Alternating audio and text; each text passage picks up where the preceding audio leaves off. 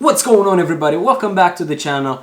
Welcome back to another video. In today's episode, we're going to be taking a look at the one and only Invicta Pro Diver, a watch that gets a lot of love and a lot of hate, but nonetheless, it's one of my favorite watches, and it's one of the watches that if you don't have a big budget, then you should get it. So let's talk about it. Okay, the Invicta Pro Diver. Let's talk about the case dimension and sizes. I love the fact that it comes at 40mm case diameter with 14mm of thickness and 20mm lug width. Now the cool thing about that is the fact that this watch, not only that it's comfortable, it fits perfectly on an average size wrist, it also basically fits any strap out there, because most stores or most straps that you find on Amazon come in 20mm size. So this is actually great. The other cool thing is that originally the watch comes on a metal bracelet, and I've had that bracelet for around 3 years on it before I took it off, and I actually removed the clasp from the bracelet and I kind of put it together here with a leather strap so I can have a nice clasp. Now I did it at home. It kind of looks like crap if you look underneath here, but it does the job. So what I was trying to say with that is the fact that this watch looks great on the metal bracelet. This watch looks amazing on a leather strap, and this watch looks unbelievably good on a NATO strap. So with that being said, the watch is extremely versatile. The watch is all occasional. It goes with everything, everywhere, and it's just such a cool watch. Now the other cool thing about the watch is the fact that it has 200 meters of water resistance, and also it has an automatic movement. It uses an automatic Seiko movement. And you know what, guys? I don't know why people would hate it so much, because at the price, at around $70 US, show me a better diver's watch with an automatic movement for $70. This watch is really hard to beat, and this is one thing that I absolutely love about it. Because, hold on, this is the watch that supposedly is the best watch under $100, the Seiko SNK 800. And you know what? It truly is a great watch. It's beautiful, and I reviewed it, so I'm going to put a link up here, and also I'm going to put a link in the description if you want to know more about the watch.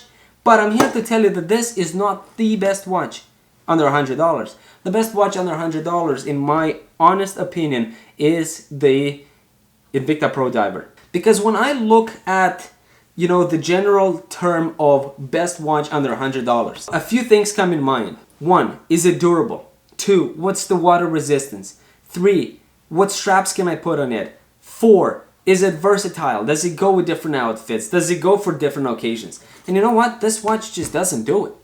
This watch is not versatile. Not a lot of straps good look on it. It doesn't go for every occasion. And it doesn't have a very high water resistance. So it's a nice and it's a pretty watch, but definitely does not match all of those boxes. This watch does. This watch does. And this watch goes, like I said, great with basically any strap, with any fabric. This watch also goes well with any outfit, with any occasion, whether you're staying home drinking wine, or you're going in a suit, or you're just going to play some sports, or you're going to dive in deep cold mountain waters. It does not matter. This watch does it all. And it doesn't end here. The other cool thing is the fact that the watch also has a date function. In my opinion, and this is what I've experienced, is I need a date function. I absolutely love when a watch has a date complication, because it's very important. I'm not too sure if I'm alone, but I'm pretty sure I'm not. Finding myself midweek or basically any day of the week, asking myself, what date is it today? We all have those moments, and it's so cool to look at the watch and see the date. I love that. When I see a watch taking that extra step and adding a date complication, which in my opinion is not that hard to do. Every watch out there kind of does it. So I think it's great. I think it's a great function. I think people will enjoy that. And if you were to get this watch, you will definitely appreciate the date complication. The other cool thing, because it doesn't end here, it does not end here with the Invicta Pro Diver, is the open case back. We see the beautiful movement over here, and that is a Seiko movement. So whenever you feel tired, whenever you want to take the watch off the wrist, you flip it the other way and you take a look at the beautiful movement. And the other cool thing is the plate. It's painted yellow, and I absolutely love that. It just pops.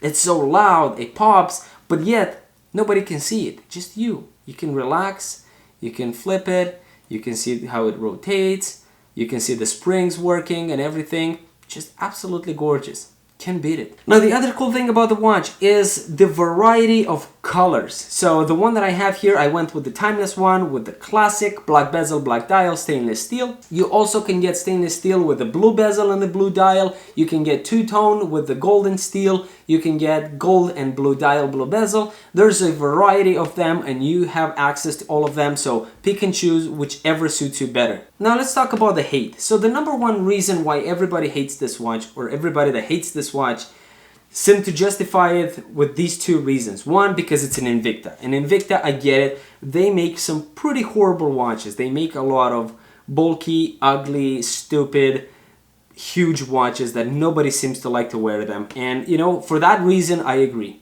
That reason is something that, you know, I myself experience it because I hate big watches, big flashy watches. And the second reason is the fact that it's a Submariner wannabe. It's an homage watch, it's some fake bullshit, people call it all sorts of names, but I'm here to tell you a few things that will maybe change your mind. And the number one thing is, no, this watch is not a Rolex wannabe. Now the watch indeed is inspired by the Rolex Submariner, but my big question is, what watch isn't inspired by Rolex Submariner? We have Longines, we have Tag Heuer, we have Breitling, we have so many other watches that you guys can see here that look similar to the Rolex Submariner. Now, with that being said, those watches are extremely expensive too. And nobody seems to say that, yeah, this is a Submariner homage watch. Nobody seems to say that.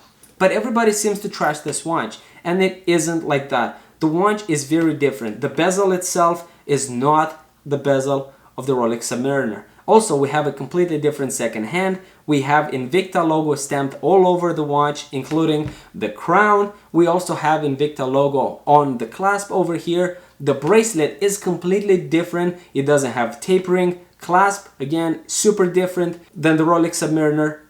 And also, the most important thing probably is the fact that it has an open case back. There is no Rolex Submariner with an open case back. Like I said, this is the watch that got me into watches. This is the watch that, you know, started it all for me. This is the watch that brought me here to where I am now. And it's been with me for the past 5 years every single day. And yes, I did get a chance now to spend time with other watches such as Longines, Hamilton, Omegas, Tudors. And those watches are incredible, and those watches are phenomenal. I own some of them, and I am a proud owner of them. But every time I look back at Invicta, I never look down at it. And I don't know if it's the sentimental value that I have for the watch because, you know, it's the starter. But I know for a fact that I love this watch for much more than just the fact that it's my first automatic watch. I love this watch for the durability. I love this watch for how resistant it is. I love this watch for how well it's built and put together. I love this watch for how well it keeps the time, even after 5 years of, you know, constantly putting it down, picking it up in a few days when it stopped, set the date, set the time, play with that constantly. Even after 5 years, I just love how well it keeps the time. Also, the other cool thing that I absolutely love, and I would say, and I know I'll probably get a lot of criticism for that, but you don't know till you actually try the crown of the Invicta Pro Diver. I would say that it's much better than the Tudor Black Bay 58. I've had the chance to spend time now with one but two Black Bays, with the steel and the silver, and I'm here to tell you that the crown on the Invicta Pro Diver is much better. The crown on the Invicta Pro Diver is much better. It's so much smoother to unscrew, it's so smooth to set the time, it's so smooth and easy to put it back in place. And all of this for around $70. You know what I'm actually gonna do, guys? I'm actually gonna challenge you down in the comment below to let me know what would be a better watch than the Invicta Pro Diver at around $70. I am actually very excited to see how many options we're gonna have that check all of these boxes that I have under the best watch under $100. Is it versatile? Is it easy to pair with any strap? Is it all occasional? Is it durable? What's the water resistance? Is it automatic? If it fits all of these boxes, I am actually very excited to see what watches are you guys going to tell me. So comment down below if you guys think that there are watches that are better than the Invicta Pro Diver at around $70 price mark. The other cool thing is the accessibility of this watch.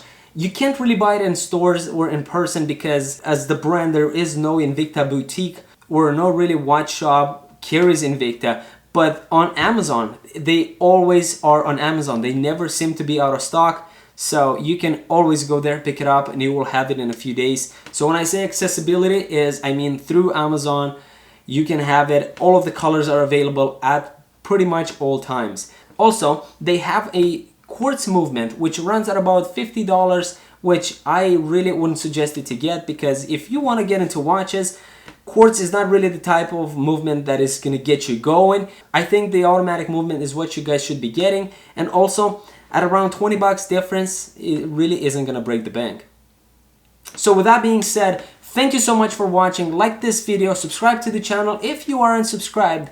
Don't forget to let me know down in the comments below if you know watches that are better than this Invicta Pro Diver, and I'll gladly take a look at them and maybe review some in the future, or even do a side-by-side comparison. With that being said, I'll catch you in the next video.